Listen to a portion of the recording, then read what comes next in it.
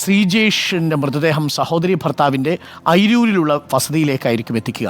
ഇന്നലെ വൈകിട്ടാണ് ശ്രീജേഷിൻ്റെ മൃതദേഹം ഞെട്ടലോടുകൂടി തിരിച്ചറിഞ്ഞതും ശ്രീജേഷിൻ്റെ മരണവാർത്ത വീട്ടുകാർ തിരിച്ചറിയുന്നതും.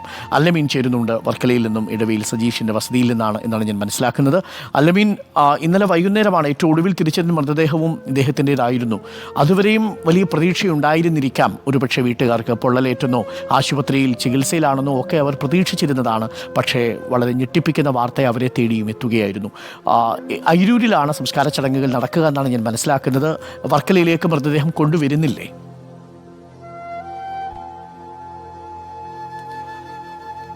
അരുൺ, വർക്കല അയിരൂരുള്ള ശ്രീജേഷിൻ്റെ സഹോദരി ഭർത്താവിൻ്റെ വീട്ടിലാണ് ഞാനിപ്പോൾ ഉള്ളത്. മൃതദേഹം ഇവിടേക്കാണ് കൊണ്ടുവരിക. അതിനുശേഷം സംസ്കാര ചടങ്ങുകൾ ഇടവയിലുള്ള കുടുംബ വീട്ടിൽ നടക്കുമെന്നുള്ളതാണ് ബന്ധുക്കൾ അറിയിച്ചിരിക്കുന്നത്. ശ്രീജേഷ് അവിവാഹിതനാണ്. അമ്മ മരിച്ചു. അച്ഛൻ സുഖമില്ല, ഒറ്റയ്ക്ക് കുടുംബ വീട്ടിൽ താമസിക്കുന്നു. ഈ മരണവാർത്ത അറിഞ്ഞതോടുകൂടി അദ്ദേഹത്തെ ബന്ധു വീട്ടിലേക്ക് മാറ്റുകയും ചെയ്തിട്ടുണ്ട്. ശ്രീജേഷിൻ്റെ സഹോദരി ഹാരതിയും ഭർത്താവ് രാജേഷും ദുബായിലാണ്. ഈ മരണവിവരം അറിഞ്ഞവരിപ്പോൾ മടക്കയാത്രയിലാണ്, നാട്ടിലേക്ക് വന്നുകൊണ്ടിരിക്കുകയാണ്. 10 കൂടി എത്തുമെന്നുള്ളതാണ് മനസ്സിലാക്കാനാവുക. ഇപ്പോൾ അവരുടെ ബന്ധുക്കളൊക്കെ ഇപ്പോൾ ചേരുന്നത്. ശ്രീജേഷിൻ്റെ മരണവാർത്ത എപ്പോഴാണ് കുടുംബങ്ങൾ അറിയുന്നത്? ഒരു 4:30-5 മണിയോടെയാണ് സ്ഥിരീകരിച്ചെന്ന് പറയുന്നത്. ഞങ്ങൾ കാണാനില്ല, മിസ്സിംഗ് എന്നൊരു രീതിയിലാണ് ഞങ്ങൾ അറിഞ്ഞിരുന്നത്. വൈകുന്നേരമാണ് 5 മണിയോടെ ആയി മരിച്ചെന്ന് പറഞ്ഞപ്പോഴത്തേക്കും. ഇപ്പം അരുൺ, വേറൊരു ദുഃഖകരമായ വാർത്ത എന്ന് വെച്ച് കഴിഞ്ഞാൽ ശ്രീജേഷ് സൗദിയിലും ദുബായിലും ഒക്കെ നേരത്തെ ജോലി ചെയ്തിരുന്നു. അതിനുശേഷം ഒരു 4 മാസം മുന്നേ നാട്ടിൽ വന്നു. 4 മാസം വരെ ഇവിടെ ഉണ്ടായിരുന്നു, നാട്ടിലുണ്ടായിരുന്നു. ഒരാഴ്ച മുമ്പാണ് അദ്ദേഹം മടങ്ങിപ്പോയതെന്നുള്ളതാണ്. അസുഖബാധിതനായിട്ടാണ് നേരത്തെ വന്നതെന്ന് തോന്നുന്നു, അല്ലേ? നടുവിന് പ്രശ്നം ഉണ്ടായിരുന്നു, അങ്ങനെയാണ് നാട്ടിൽ വന്നത്. ചികിത്സയിലുണ്ടായിരുന്നു. പിന്നെ റെസ്റ്റും കാര്യങ്ങളൊക്കെ ആയിട്ട് 4 മാസമായിട്ട് നാട്ടിലുണ്ടായിരുന്നു. പിന്നെയാണ് തിരിച്ചു പോയത്. ഒരാഴ്ച ആയതേ ഉള്ളൂ തിരിച്ചു പോയിട്ട്. സഹോദരിക്ക് എപ്പോഴെത്തുക? അവര് 11 മണി 12 മണിയോളാവും എയർപോർട്ടിലെത്തുമ്പോൾ. നെടുമ്പാശ്ശേരിയിലാണ് എത്തുന്നത്. അവിടുന്ന് ഇവിടെ വരണം.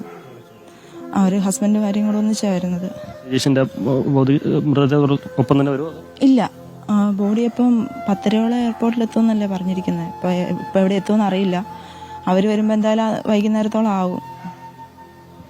അതാണ് ഈ പറഞ്ഞതുപോലെ ഒരു അസുഖബാധിതനായ അദ്ദേഹം നാട്ടിലെത്തുന്നു. ഇവിടെ ചികിത്സയിലൊക്കെ ആയിരുന്നു. അതിനുശേഷം ഒരാഴ്ച ആയിട്ടേ ഉള്ളൂ അദ്ദേഹം ഈ പറയുന്ന കമ്പനിയിൽ ഒരു സെയിൽസ്മാനായി ജോലിക്ക് പ്രവേശിച്ചിട്ട്. അതിനുശേഷം ഈ അപകടമൊക്കെ നടന്നതിന് ശേഷം കാണാനില്ലായിരുന്നു, മിസ്സിംഗ് ആയിരുന്നു എന്നുള്ളൊരു വിവരമാണ് ബന്ധുക്കൾക്ക് ലഭിച്ചത്. ഇന്നലെ വൈകുന്നേരത്തോടു കൂടി ആ മരണവാർത്ത സ്ഥിരീകരിക്കുകയും ചെയ്തു. മരണവാർത്ത അറിഞ്ഞതിന് പിന്നാലെ തന്നെ സഹോദരി ഭർത്താവും സഹോദരിയും ഒക്കെ വിദേശത്ത് നിന്ന് ഇവിടേക്ക് യാത്ര തിരിച്ചു. അവർ വൈകുന്നേരത്തോടു കൂടി, അവരും നെടുമ്പാശ്ശേരിയിലാണ് വരുന്നത്, ഉച്ചയ്ക്കാണ് അവിടെ എത്തുക എന്ന് പറയുന്നത്.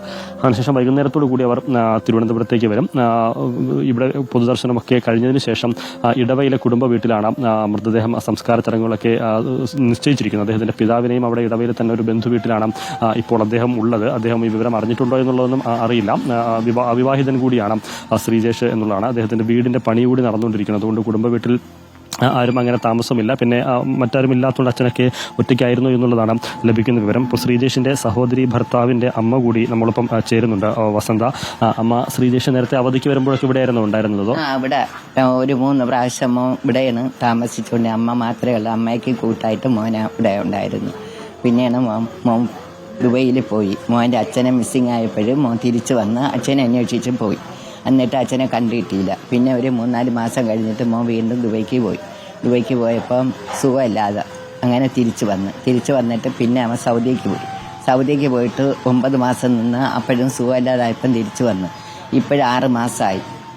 ഇപ്പോൾ ഇൻ്റർവ്യൂ നടന്നാണ് പോകണത്. അല്ല, അങ്ങനെയാണ് ഇപ്പോൾ സൗദിക്ക് പോയത്. 5-ാം തീയതി രാത്രിയാണ് പോകുന്നത്. ഇപ്പോൾ തിരിച്ചു പോയിട്ട് ഒരാഴ്ചയിലായുള്ളൂ. പോയതിനു ശേഷം വിളിക്കുകയൊക്കെ ചെയ്തിരുന്നോ? അവിടെ മോളെ നമ്മളെ വിളിച്ച് അറിയിപ്പിക്കും. എനിക്ക് ചെറിയ മൊബൈലാണ്. ഇപ്പോൾ എല്ലാവരും നമ്പരും വലിയ മൊബൈൽ അമ്മയ്ക്ക് എടുക്കാൻ അറിഞ്ഞുകൂടാത്തതുകൊണ്ട് മക്കളാരും ഇതും എൻ്റെ മോള് വരുമ്പോഴാണ് വലിയ മൊബൈൽ ഇവരെ കണ്ട് ഞാൻ വിളിക്കുന്നത്. അല്ല, ചെറിയ മൊബൈലേ പറ്റുള്ളൂ. വലുതാകുമ്പോൾ എനിക്ക് അറിഞ്ഞുകൂടാ. അതുകൊണ്ട് ഇങ്ങോട്ട് വിളിക്കില്ല, മോളെ വിളിക്കുമ്പോൾ അമ്മ അന്വേഷിക്കും എല്ലാ കാര്യങ്ങളും. എപ്പോഴാണ് മരണവാർത്തയെ കുടുംബത്തെ അറിയിക്കുന്നതൊക്കെ? എപ്പോഴാണ് വാർത്ത അറിഞ്ഞ ഒരു 4-4:30 മണിയായപ്പോഴാണ് എല്ലാ വിവരവും അറിയുന്നത്. കാരണം ലിസ്റ്റ് വന്നപ്പോഴും പേരുണ്ടെന്നേ അറിഞ്ഞുള്ളൂ. പിന്നെ അവിടെ ചാനലുകാർ പോയി നോക്കിയിട്ടാണ് അറിയിപ്പിച്ചതെന്ന് പറഞ്ഞു. എവിടെയാണെന്ന് അറിയാമേ. അച്ഛൻ ഒത്തിരി സുഖമില്ലാത്ത ആളായിരുന്നു. തിരിച്ചു വരാം അലമീൻ. വിവരങ്ങൾ ശേഖരിക്കൂ. നമ്മളിപ്പോൾ റവന്യൂ വകുപ്പ് മന്ത്രി മാധ്യമങ്ങളെ കാണുന്നുണ്ട് കൊച്ചി വിമാനത്താവളത്തിൽ. റവന്യൂ വകുപ്പ് മന്ത്രി ശ്രീ കെ രാജൻ മാധ്യമങ്ങളെ കാണുന്നുണ്ട് എന്നാണ് ഞാൻ മനസ്സിലാക്കുന്നത്. ഇപ്പോൾ അദ്ദേഹത്തിന് കോൾ വന്നിരിക്കുന്നു. അദ്ദേഹം അതിലേക്ക് പോകുന്നു. ഇപ്പോൾ അല്ലമീൻ നിൽക്കുന്നത് വർക്കലയിലാണ്. വർക്കലയിലെ ഇടവ എന്ന് പറയുന്ന സ്ഥലത്താണ്. അവിടെ അയിരൂരിലുള്ള വസതിയിലാണ് എത്തിക്കുക. സഹോദരി ഭർത്താവിൻ്റെ വീട്ടിലായിരിക്കും എത്തുക. വർക്കല ഇടവ സ്വദേശിയായ ശ്രീജേഷിൻ്റെ കഥ കേൾക്കുമ്പോൾ തന്നെ നമുക്ക് വല്ലാതെ ഹൃദയം നുറുങ്ങുന്ന ഒരു വേദനയാണ്. പല സ്ഥലങ്ങളിൽ പോവുകയും പിന്നീട് അതിനുശേഷം കാണൂല അവരുടെ വാക്കുകളിലേക്ക് ഒരിക്കൽ കൂടി ഒന്ന് പോയി. നിർത്തിയിട്ടുണ്ടായിട്ടല്ലേ നമ്മൾ കാണാത്തത്. അങ്ങനെ കൊച്ചു അന്വേഷിച്ചൊക്കെ പോയിട്ടൊക്കെ വന്നിട്ടാണ് വീണ്ടും കൊച്ച് ദുബൈക്ക് പോയത്. ജീവിതം തന്നെ വലിയ വിഷമത്തിലാണ്.